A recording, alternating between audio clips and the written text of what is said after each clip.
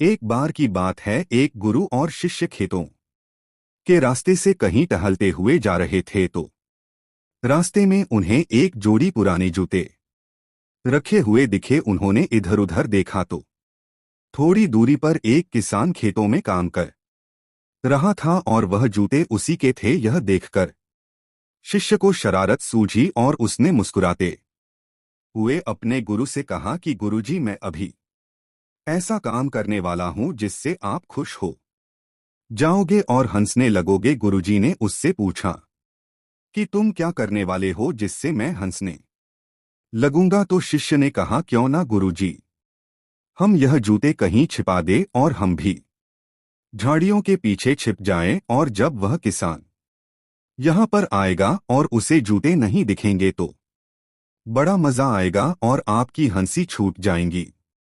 गुरुजी ने शिष्य से कहा कि इससे मैं खुश होने वाला नहीं हूं, किसी को परेशान करना अच्छी बात नहीं है। तभी गुरुजी ने शिष्य से कहा कि अब मैं ऐसा काम करूंगा जिससे तुम खुश हो जाओगे। तभी शिष्य ने कहा कि वह कैसे।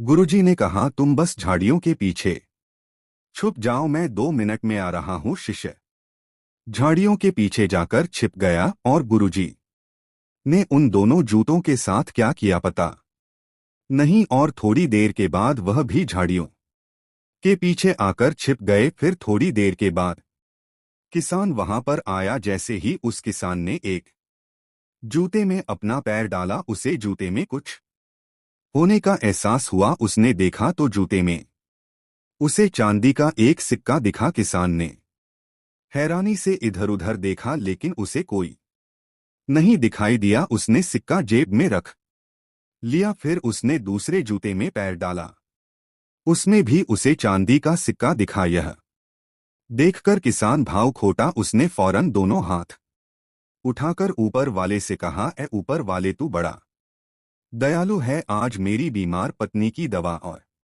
बच्चों के खाने का इंतजाम तूने कर दिया। आज मेरा विश्वास तुझ पर और भी मजबूत हो गया कि तू सबका ख्याल रखता है। यह कहकर अपने आंसू पोंछता हुआ वह किसान अपने घर चला गया।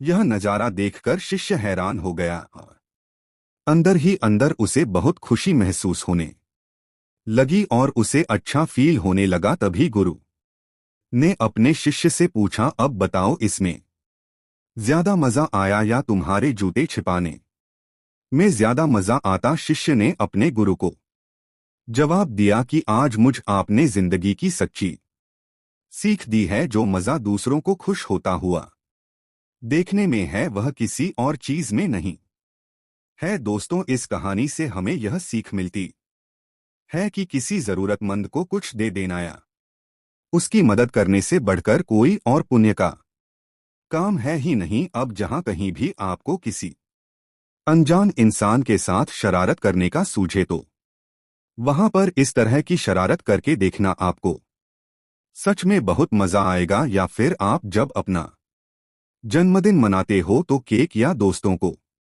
पार्टी देने के बजाय किसी हॉस्पिटल या रेलवे स्टेशन के बाहर जाकर वहां के लोगों को कुछ खिला देना आपको अपना जन्मदिन मनाने पर गर्व महसूस होगा। तो अगर आप इस कहानी को और भी लोगों तक पहुंचाना चाहते हो तो इस वीडियो को लाइक करिए ताकि सब करो श करो और जिंदगी में आ